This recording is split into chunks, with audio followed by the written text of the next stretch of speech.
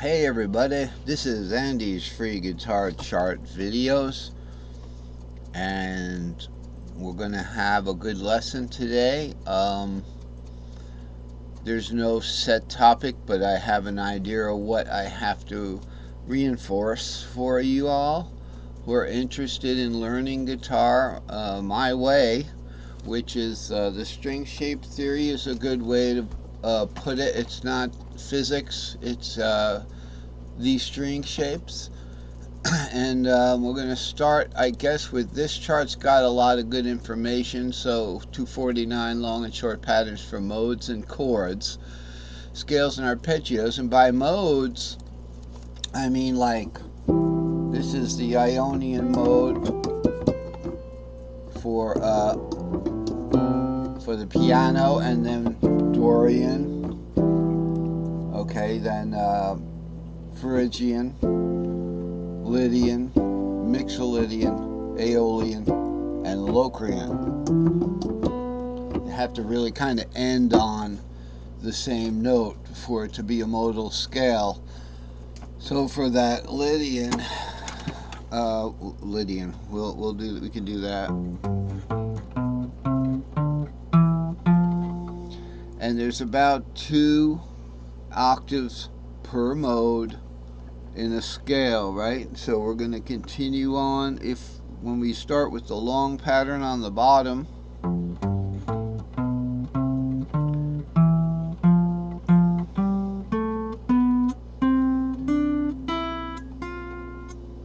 okay, and then those are just extra chords, but we extra notes up there too. We pretty much have 2 octaves per. There might be an exception, like with G or something starting on a root, but I'm pretty sure with the modes, no matter which is a long pattern or a short pattern, it's going to be 2 octaves.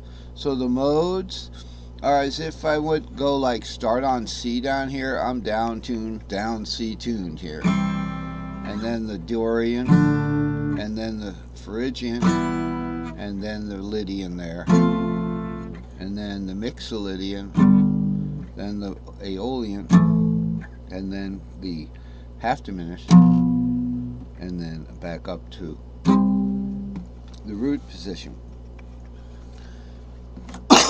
So let's look at what's important to get this started. First of all, what are all these? Okay, these are the short pattern stacks.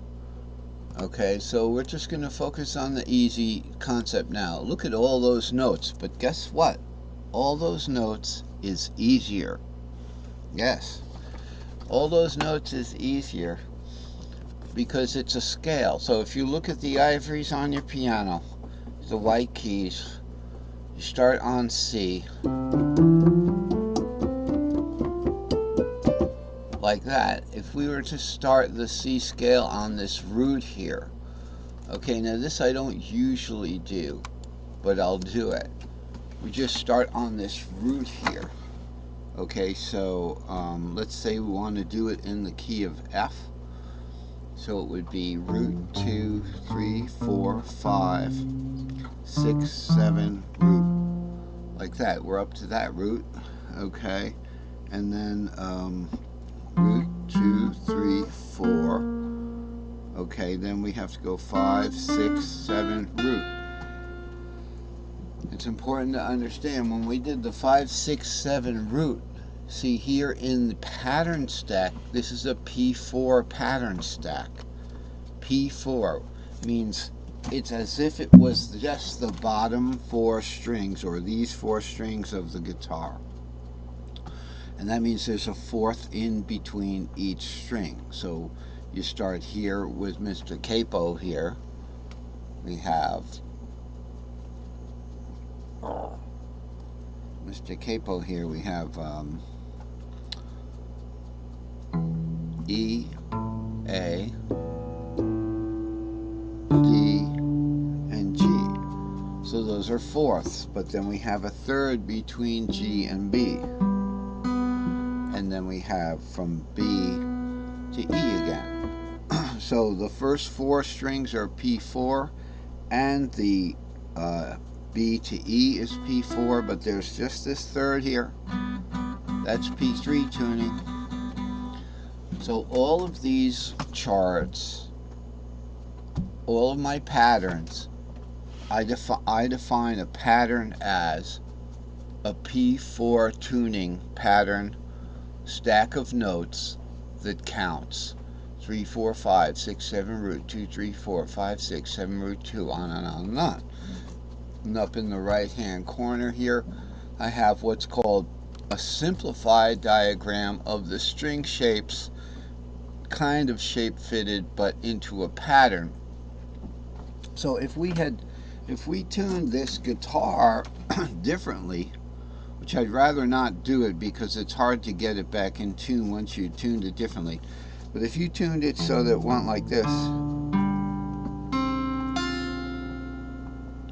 on the open string you'd have that same sound. It would be all P4 tuning. What would happen then?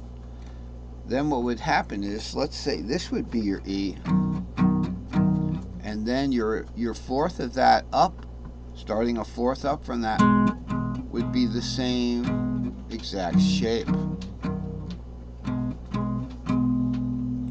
But since there's a tuning third there between the G and the B, okay, we'll call it the tuning warp, we have to raise the pattern up just 1 fret for the top 2 strings, and that's what gives the chords their shapes.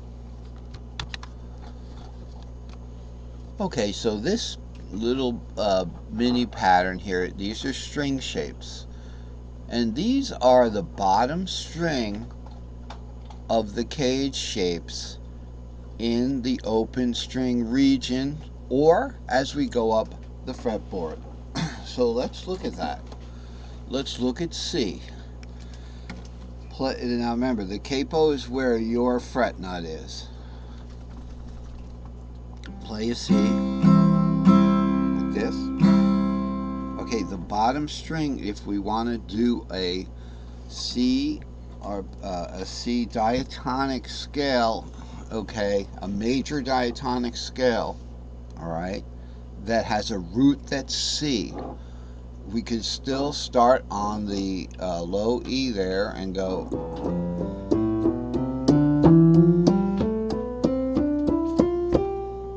like that, and that's indeed what is in the first box there.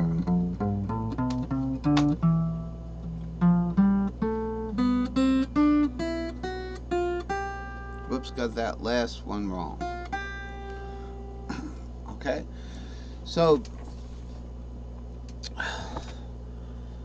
the bottom string of that scale is actually a Phrygian scale, and that's what the C shape is, just the bottom string.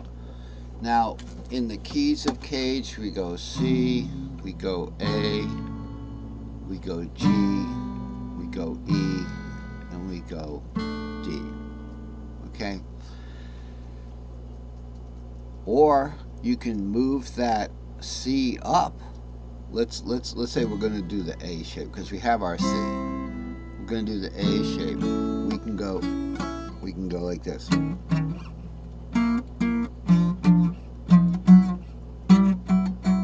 I know it sounds terrible. Like that. I'm not playing that top string. So we just move that A up. Like that. Now we have a C shape there. Now the next one in the word cage, C-A-G-E-D, the next one is G. So we could take a G and move it up there. It's a little more difficult to move a G up there, but it ends up here.